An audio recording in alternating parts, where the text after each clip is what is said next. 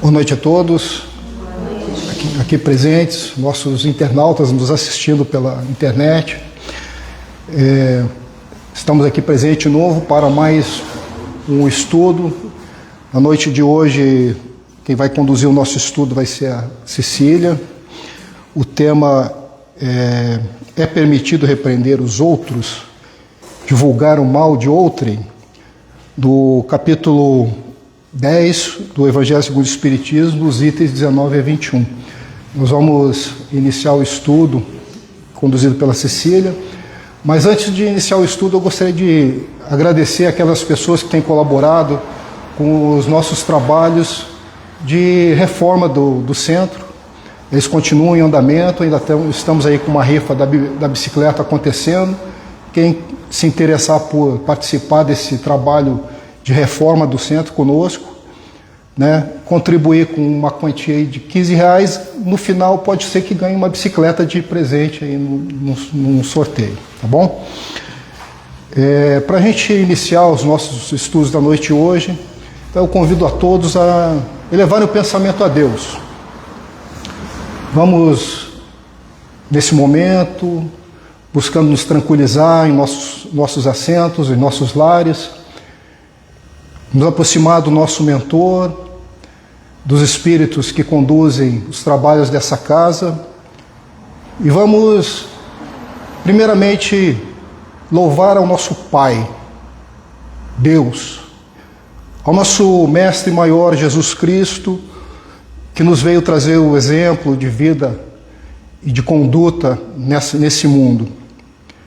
Da mesma forma, vamos agradecer pela oportunidade de estarmos aqui nesse momento, como temos estado frequentemente às segundas-feiras, para o estudo do Evangelho. Não só o Evangelho segundo o Espiritismo, mas o Evangelho deixado por Cristo, nos apontando o caminho como livro de conduta, como regra, manual dessa máquina que é o nosso corpo físico. Vamos agradecer pela nossa saúde, por tudo que nós temos, material e espiritual. E vamos pedir a proteção dos espíritos que estão aqui nos acompanhando, para que o nosso estudo da noite de hoje seja proveitoso e que inspire a nossa querida Cecília, para que ela consiga conduzir o estudo de forma a atender cada um de nós em nossas necessidades pessoais, em nossas necessidades morais, e que ao término desse estudo possamos sair daqui um pouquinho melhor do que aqui nós entramos hoje. Que assim seja, graças a Deus. Cecília. Obrigada, Lucas. Boa noite a todos. Sejamos todos bem-vindos.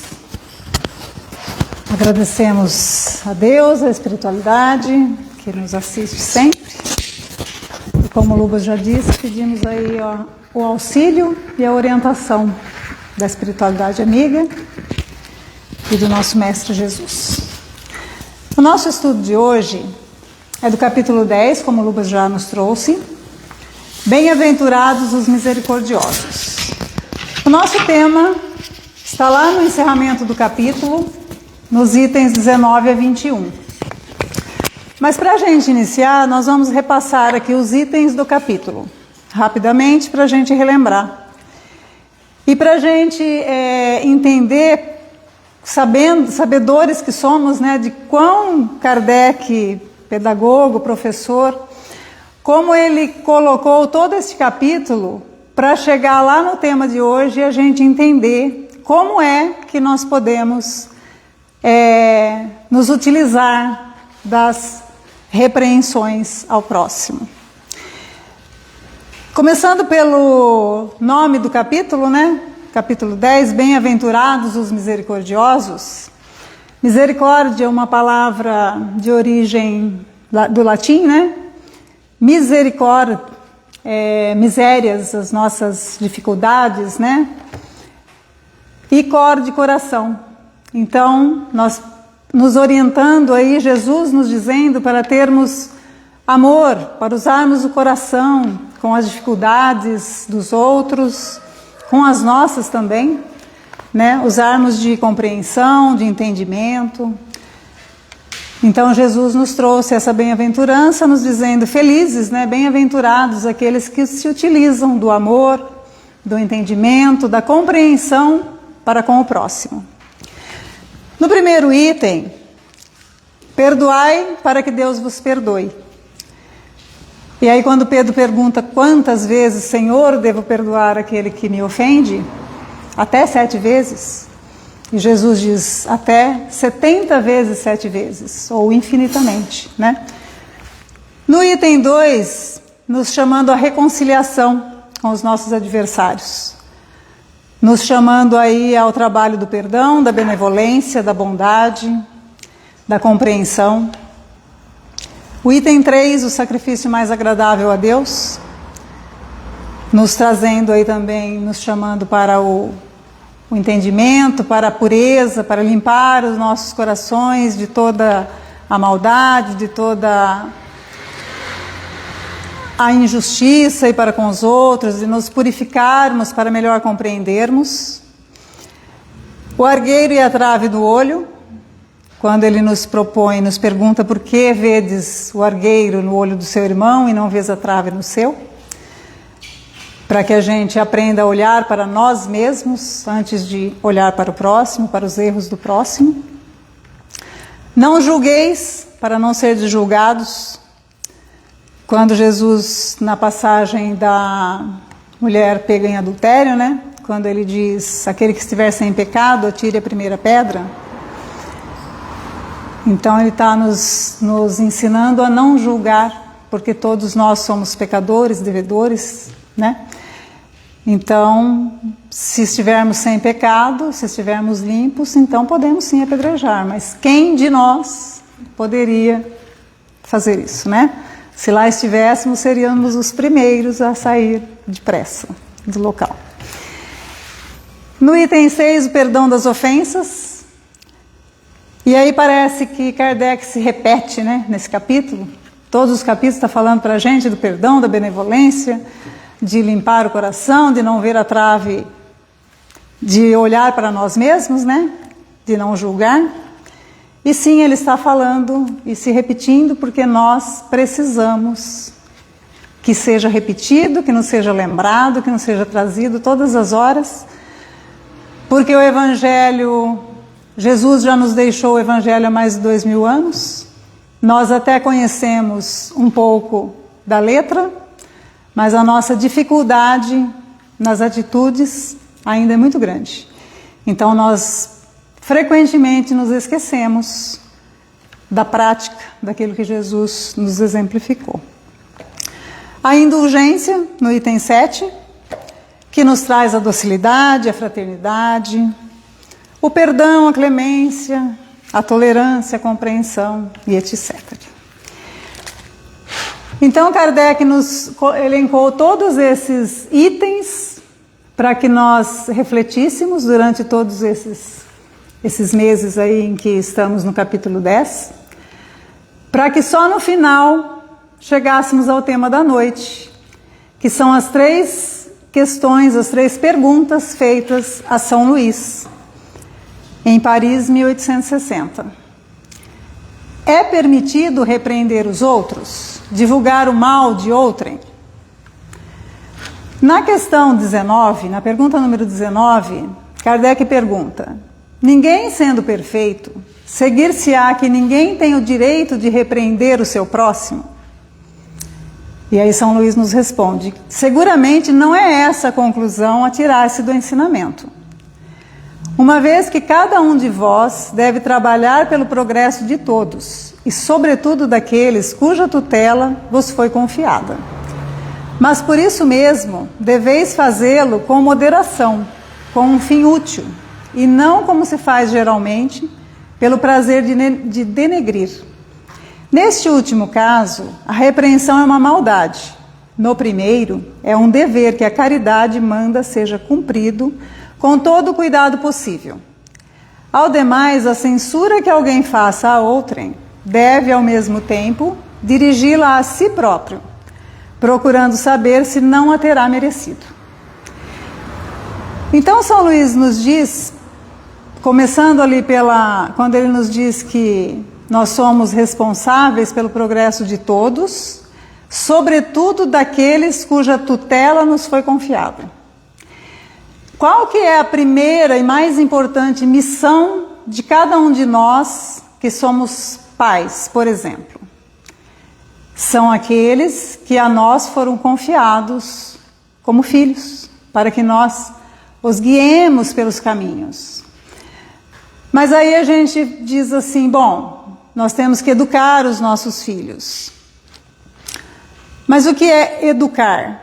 Educare, que vem do latim, que significa trazer para fora, tirar de dentro, ou seja, desenvolver.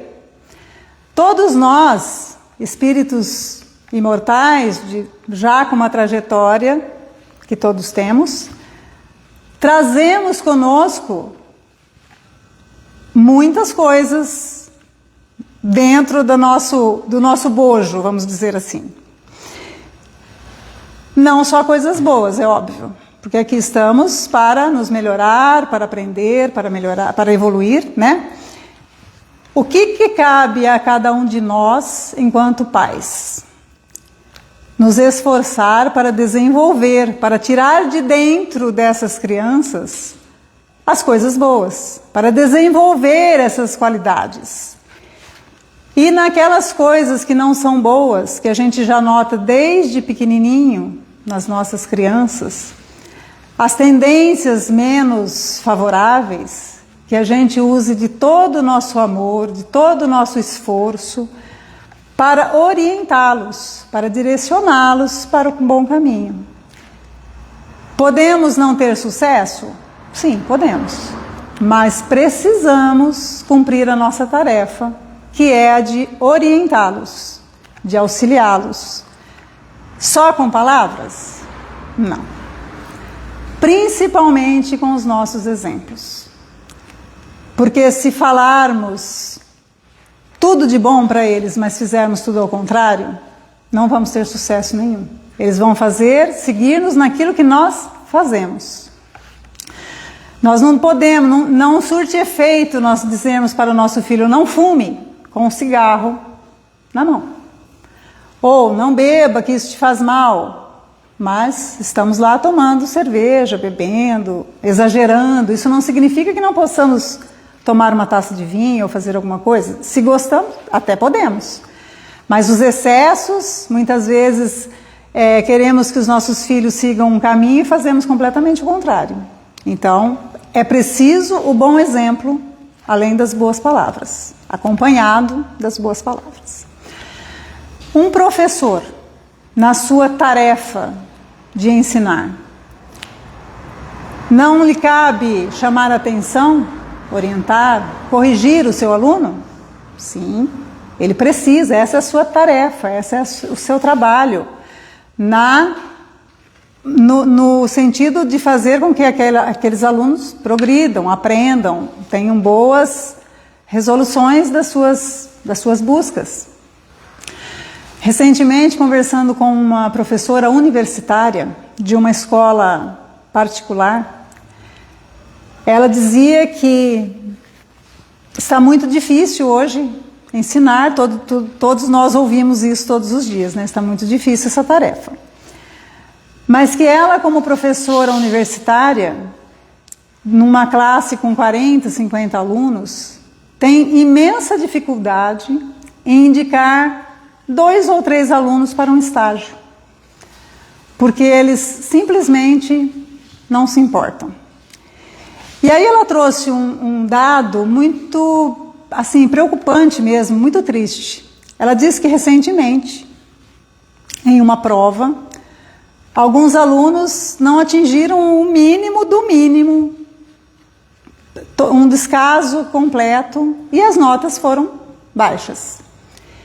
E ela teve visita de pais, de alguns pais, que vieram reclamar, chamar a sua atenção, dizendo: eu pago esta escola para que os meus filhos se formem. Gente, nós estamos falando de adultos. Não são, nem as criancinhas não justifica que a gente tem que sim saber o que está acontecendo. Mas ir lá chamar a atenção do professor, porque o meu filho tirou uma nota baixa e ele não vai passar de ano e eu estou pagando. Então eu acho que as nossas condutas precisam ser avaliadas nessa questão.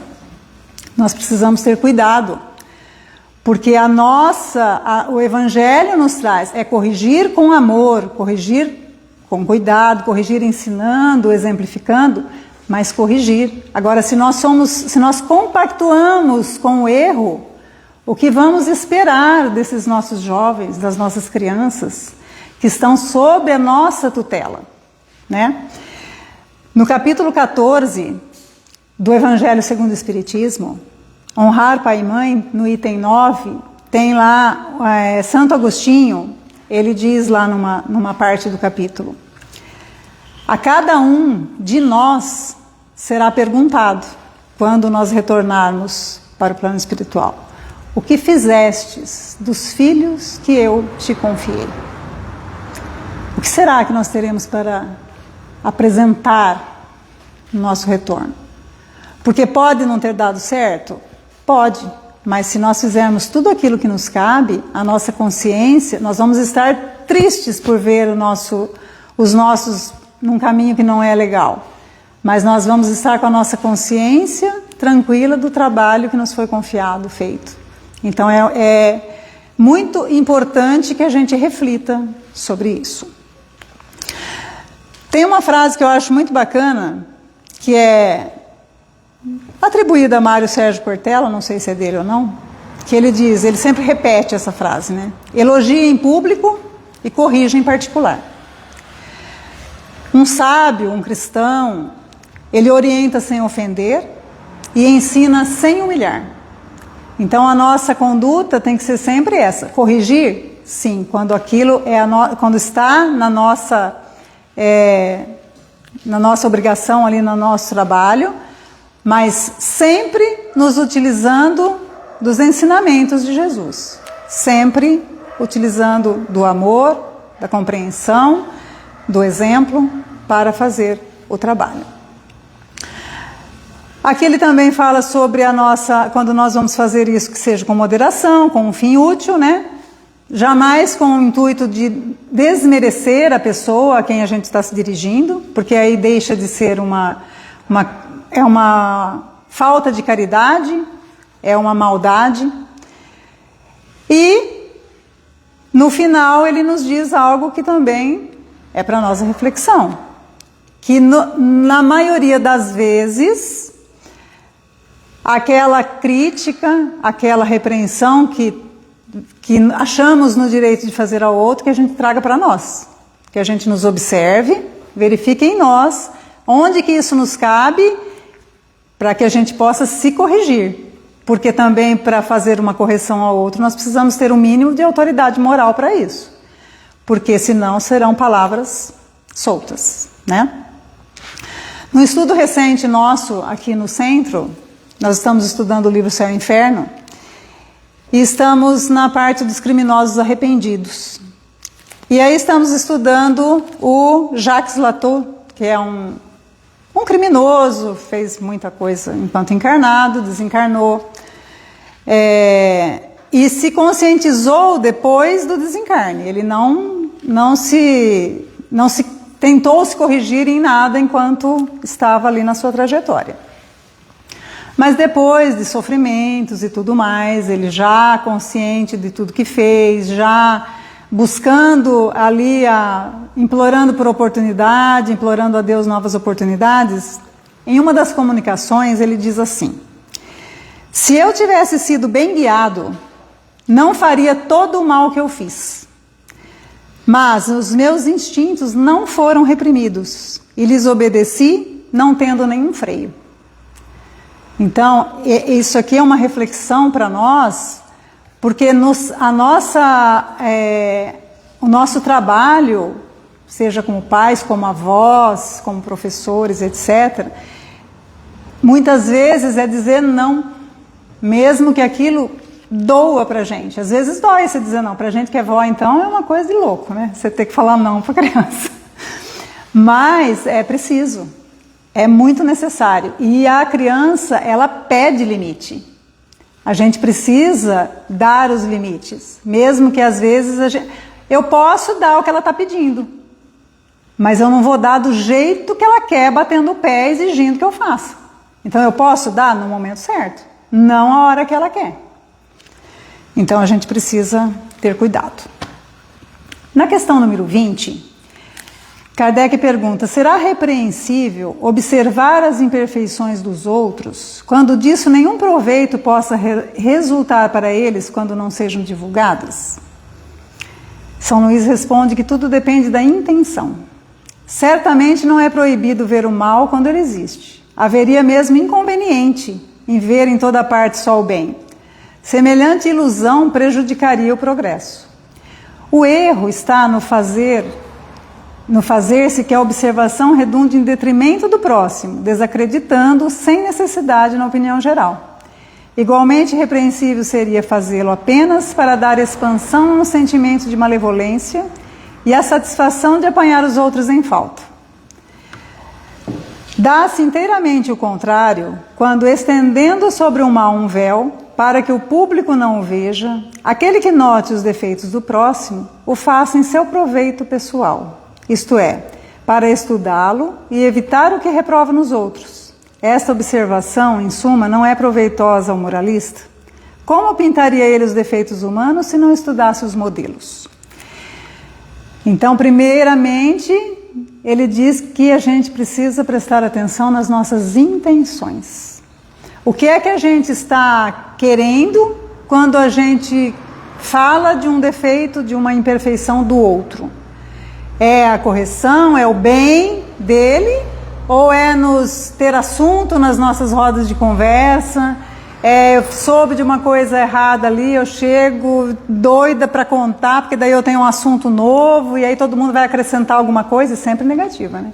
Dificilmente alguém chega num lugar onde se está criticando alguém para ressaltar alguma qualidade daquela pessoa. E todos nós temos alguma qualidade, ainda que seja pequena. Então, assim, a nossa tarefa, muitas vezes, quando chegamos num lugar que está acontecendo a maledicência, como ele diz aqui, a malevolência, é que a gente vá levando algo de bom, amenizando aquela situação que não está sendo produtiva para ninguém. O intuito é só denegrir, menosprezar o outro. E aí ele volta a nos dizer aqui que o maior proveito é quando nós trazemos isso para nós, para a nossa transformação. Emmanuel, no livro Fonte Viva, na mensagem número 6, por título Aceita a Correção, ele traz um chamamento de Paulo na carta aos Hebreus, capítulo 12, versículo 11. E Paulo nos diz assim: e na verdade, toda correção no presente não parece ser de gozo, senão de tristeza. Mas depois produz um fruto pacífico de justiça nos exercitados por ela. Quem de nós que gosta de receber uma correção, uma reprimenda? Ninguém. Aí a hora que a gente recebe isso, a gente já se sente ofendido, né? Melindrado. Mas se nós tivermos depois, né, normalmente, a gente pensa um pouquinho naquilo. Se a gente avaliar e analisar que aquilo nos cabe, como diz Paulo, no começo é tristeza, mas depois, se a gente analisar e ver que aquilo faz sentido, que a gente tem aquela imperfeição e começar a trabalhar aquilo, nós vamos sentir aí, ela vai produzir em nós um fruto pacífico de justiça. Então nós vamos nos sentir, nós vamos corrigindo as nossas imperfeições e caminhando num caminho melhor. E ele continua e nos diz assim, no contexto da mensagem, que a terra para produzir, ela precisa ser arada. A árvore para florescer e frutificar precisa de poda. A água abandona a fonte e segue o curso do rio para alcançar a grandeza do mar. E nós precisamos ter a humildade nos analisar profundamente para ver aonde que aquilo nos cabe, nos corrigir, aproveitar todas as oportunidades de aperfeiçoamento. Porque o nosso caminho, a nossa busca é pelo aperfeiçoamento, pela melhora do nosso espírito imortal, para que quando a gente retornar, como disse o Lubas na prece, ele falou quando nós retornarmos hoje, né, para casa, que seja melhor do que quando aqui chegamos, mas quando nós retornarmos para o plano espiritual, que a gente tenha pelo menos algo de bom para entregar, que a gente não chegue lá e não se dê conta de que faliu, de que perdeu a oportunidade. Então nós precisamos, embora quando somos advertidos, corrigidos em alguma coisa, nós a princípio nos retraímos e não aceitamos, que a gente reflita, faça uma avaliação e se ela faz sentido para nós, que a gente trabalhe a nossa melhora, a nossa correção. No Livro dos Espíritos, questão 903, Kardec pergunta: incorre em culpa o homem por estudar os defeitos alheios? E a resposta é que incorrerá em grande culpa se o fizer para criticar e divulgar, porque será faltar com a caridade. Se o fizer para tirar daí proveito próprio, de novo, para nós aprendermos com aquilo que estamos vendo no outro. E evitar tal estudo poderá ser de alguma utilidade. Importa, porém, não esquecer da indulgência, de em tudo nós colocarmos o amor, a compreensão, a docilidade, para com os defeitos de outrem. É uma das virtudes contidas na caridade.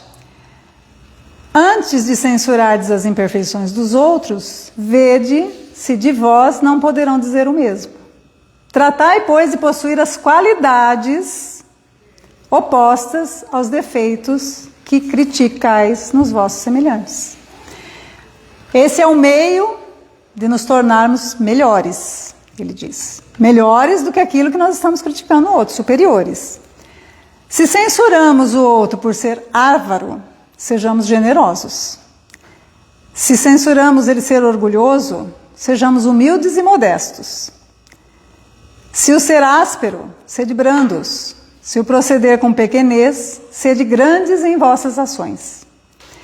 Numa palavra, fazei por maneira que se não vos possam aplicar estas palavras de Jesus: vê o argueiro no olho do seu vizinho e não vê a trave no seu próprio. Então, ele nos chama à análise própria, a em tudo usar a caridade, ao cuidado, né, com aquilo, com como nos dirigimos ao próximo, e principalmente, se alguém se dirige a mim de forma grosseira e eu não gosto, eu revido do mesmo jeito, ou mais alto, ou eu grito mais, ou eu falo da maneira como eu gostaria de ser tratada. Fazer ao outro como gostaria que o outro lhe fizesse. Não necessariamente que o outro vai fazer. Pode ser que ele nunca me trate bem, mas eu continuarei fazendo a minha parte. Então é a nossa avaliação, a nossa melhora primeiro. Então a observação das imperfeições alheias deve ser primeiro em nosso próprio proveito.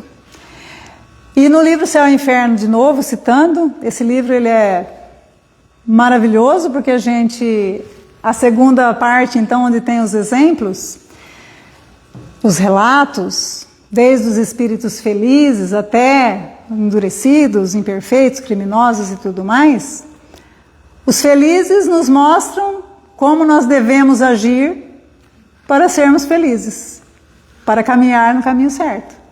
E os infelizes, os criminosos e tudo mais, nos alertam em todas as comunicações, nos alertam muito para que não façamos aquilo que eles fizeram, para que a gente não sofra aquilo que eles sofreram e estão sofrendo.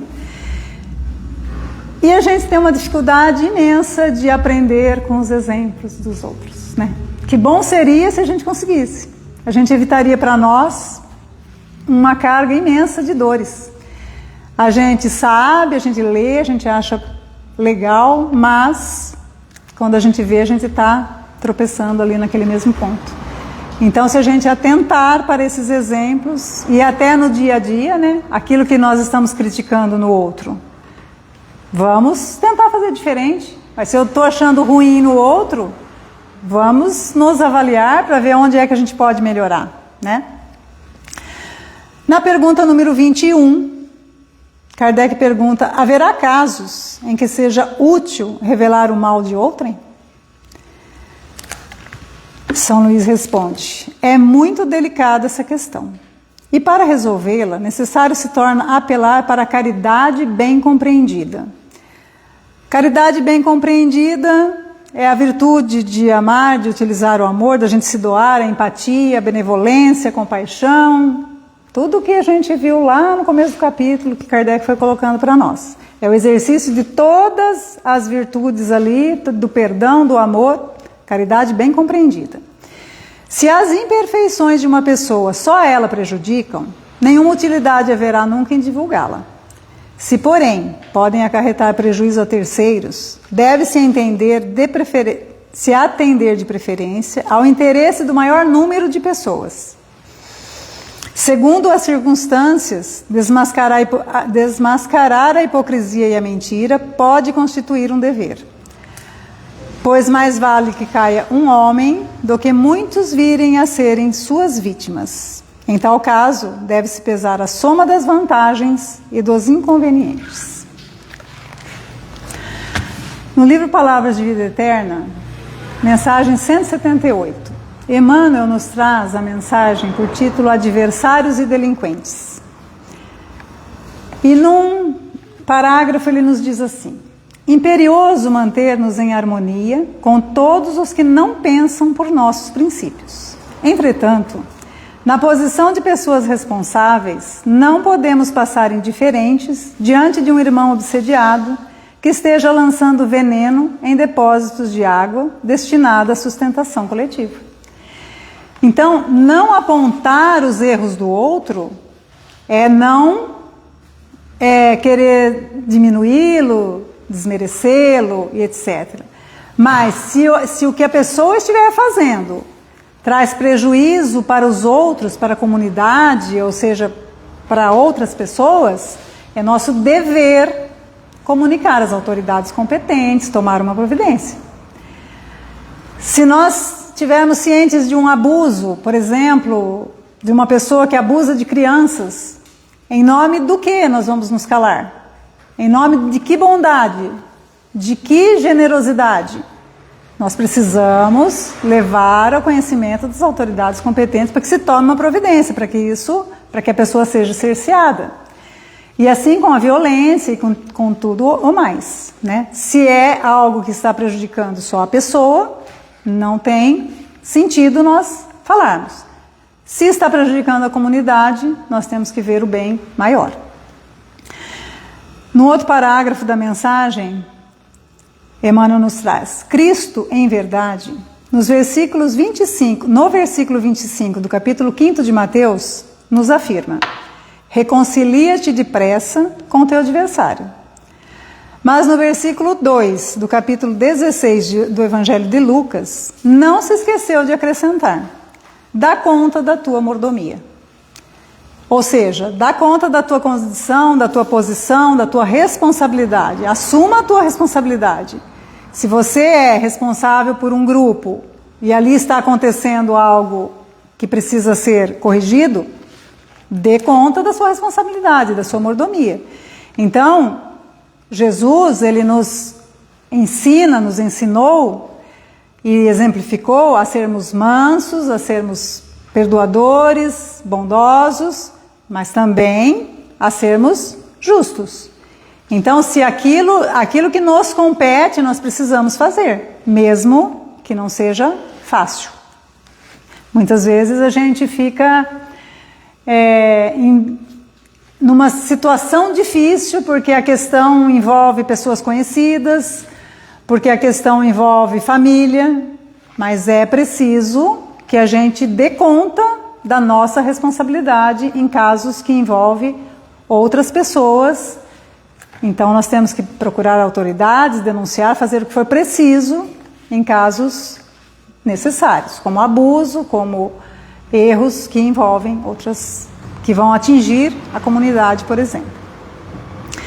E ele nos fala de desmascarar a hipocrisia e a mentira. Hoje em dia nós temos as famosas fake news, né, as notícias falsas por todos os lados.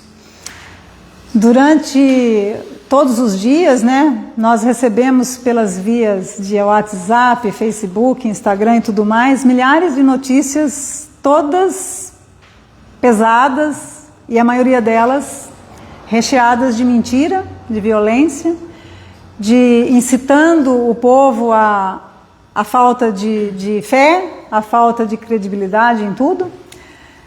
Muitas coisas, algumas coisas são verdadeiras? São. Está criticando o governo está tudo tranquilo? Está difícil. Mas em que é que nós estamos ajudando, auxiliando, quando espalhamos essas notícias que recebemos, sem ao menos verificar se elas procedem ou não? Então, nós precisamos avaliar o que nós estamos consumindo, o que nós estamos repassando, qual é a energia que nós estamos alimentando com essas coisas. Porque se a gente recebe uma mensagem boa, edificante, às vezes a gente passa para uma ou duas pessoas, para um grupinho, põe lá uma mãozinha assim de amém. Mas uma mensagem negativa, a gente sai espalhando para todo mundo. A maioria das pessoas faz isso, sem avaliar se é verdade ou não. Tem mensagens que a gente recebe de criança desaparecida, por exemplo, coisa de 8 anos atrás. Esses dias chegou uma no WhatsApp. Aí eu fui olhar, 8 anos atrás a criança desapareceu. Não sei se foi encontrada, se não foi, mas está lá a fotinha da criancinha. Então, assim, aí as pessoas espalham, não vai verificar. Então, as notícias falsas, elas alimentam o ódio, alimentam a descrença, a negatividade, e a gente precisa ter cuidado com essas, em transmitir essas coisas. Agora, no desencarne do Papa mesmo, quantas coisas negativas as pessoas falando, algumas pessoas, né, falando sobre que ele devia ter feito, que ele recebeu não sei quem, recebeu o político não sei quem, que absurdo. Gente, tudo que ele fez de bom, a pessoa esquece, falando coisas assim, baixas, pejorativas mesmo. Para quê? Só para alimentar notícias negativas, alimentar a discussão em torno da pessoa, para denegrir a sua imagem, né? E tudo aquilo que ele fez de bom, a pessoa às vezes deixa para lá por conta de alguma coisa que ela não concordou. Então nós precisamos tomar cuidado, porque todos nós temos o nosso lado sombra, e não é desse lado que nós gostamos que nos lembrem, né? Todos têm coisas boas, que a gente possa exaltar as boas qualidades das pessoas, e não as coisas menos positivas ou negativas. Então, que nós possamos usar sempre a repreensão quando ela for necessária, mas sempre com amorosidade, com positividade, moderação, para elevar, para auxiliar, saber o momento de falar, às vezes, quando a gente está diante de uma coisa que a gente precisa chamar a atenção, falar, às vezes até em casa, com os nossos filhos, ter o cuidado quando a gente for fazer isso, porque depende da maneira como a gente fala, a gente piora a situação, a gente agrava a situação ao invés de melhorar, porque a pessoa não vai nos ouvir, não vai dar atenção, vai ficar revoltada, vai agravar aquele mal que está acontecendo. Então que a gente tenha esse cuidado.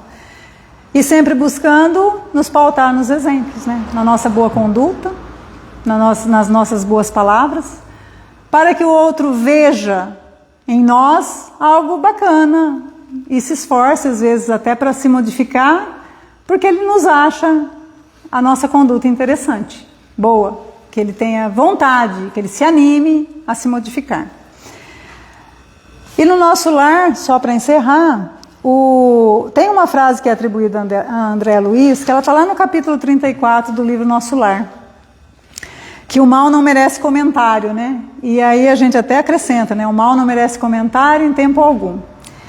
Mas lá no capítulo 34, na verdade, quem falou esta frase foi a Narcisa, que falou para o André Luiz, porque ele estava ali alimentando uma pessoa que estava vindo ali sendo socorrida, e ela começou a contar a sua história e toda aquela dificuldade dela, e ele alimentando a curiosidade dele em saber as coisas, que ele tinha aquela curiosidade que não era negativa, mas ele insistindo ali nas perguntas, e a Narcisa faz uma parte, fala para ele ter calma, e fala para a pessoa, e a pessoa continuou querendo falar das mazelas dela, e ela falou: olha, você já vai ser socorrida, fica tranquila, não precisa ficar mais falando das coisas ruins, negativas, porque o mal não merece comentário. Então foi assim, uma lição para o André Luiz e para a pessoa que estava sendo socorrida e para todos nós.